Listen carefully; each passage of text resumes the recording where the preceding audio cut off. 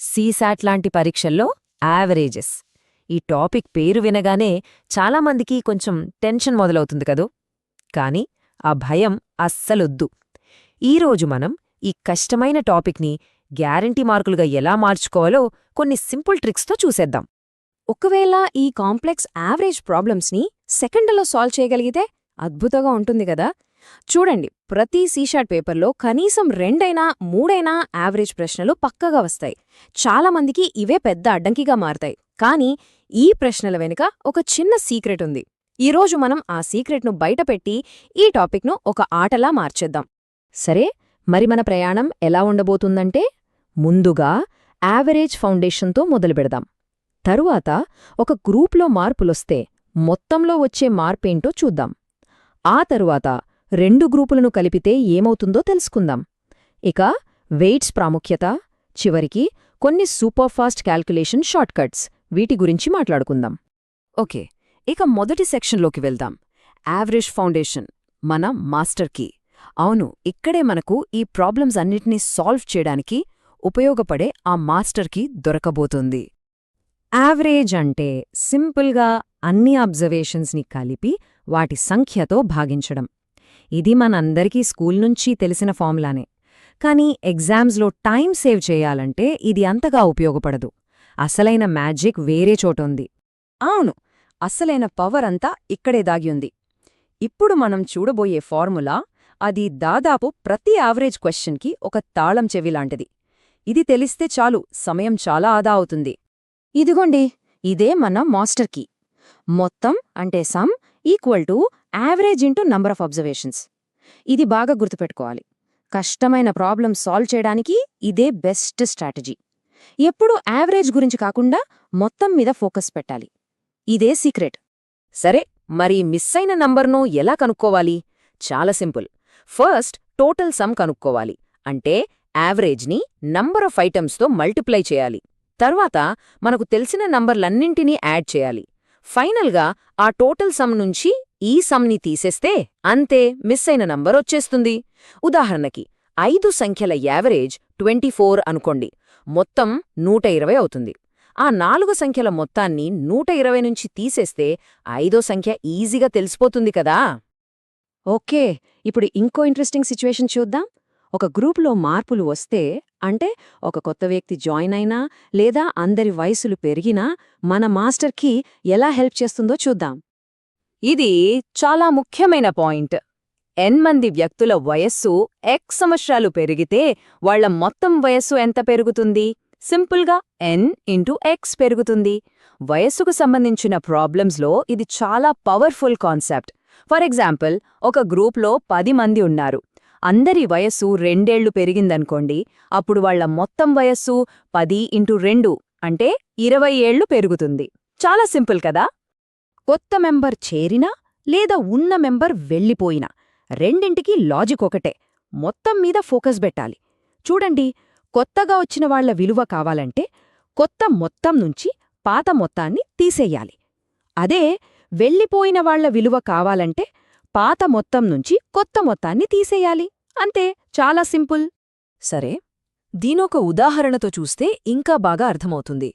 ఒక క్లాస్లోకి కొత్త స్టూడెంట్ వచ్చాడు అనుకుందాం. ఫస్ట్ పాత మొత్తం ఎంతో చూద్దాం. 10 మంది స్టూడెంట్స్, యావరేజ్ వయసు 18. సో వాళ్ల పాత మొత్తం వయసు 180 సంవత్సరాలు. ఓకే, ఇప్పుడు కొత్త స్టూడెంట్ వచ్చాక మొత్తం 11 మంది అయ్యారు. కొత్త యావరేజ్ ఏజ్ 18.5కి పెరిగింది. మరిప్పుడు కొత్త మొత్తం ఎంత? 11 ఇంటూ 18.5 అంటే 203.5.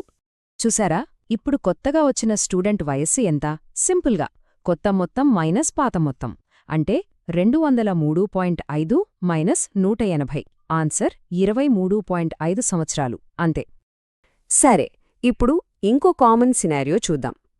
2 వేర్వేరు గ్రూపుల్ని కలిపినప్పుడు వాళ్ల కంబైన్డ్ యావరేజ్ ఎలా కనుక్కోవాలి? దీన్నే సంయుక్త సగటు అంటారు. ఈ ఫార్ములా చూసి కంగారు పడకండి. ఇది చూడ్డానికి కొంచెం పెద్దగా ఉన్నా దీని వెనకున్న లాజిక్ మన మాస్టర్ కీయే. ఏం లేదు, ఫస్ట్ గ్రూప్ మొత్తం కనుక్కోవాలి. అంటే n1 ఇంటూ avg1. అలాగే సెకండ్ గ్రూప్ మొత్తం కనుక్కోవాలి. ఈ 2 మొత్తాల్ని కలిపి టోటల్ నంబర్ ఆఫ్ మెంబర్స్తో అంటే N1 ప్లస్ N2తో డివైడ్ చేస్తే చాలు. అంతే, కంబైన్డ్ యావరేజ్ వచ్చేస్తుంది. ఇక్కడ ఒక చాలా ఇంపార్టెంట్ టిప్ ఉంది. ఈ కంబైన్డ్ యావరేజ్ ఎప్పుడూ ఆ రెండు వేర్వేరు యావరేజ్ల మధ్యలోనే ఉంటుంది.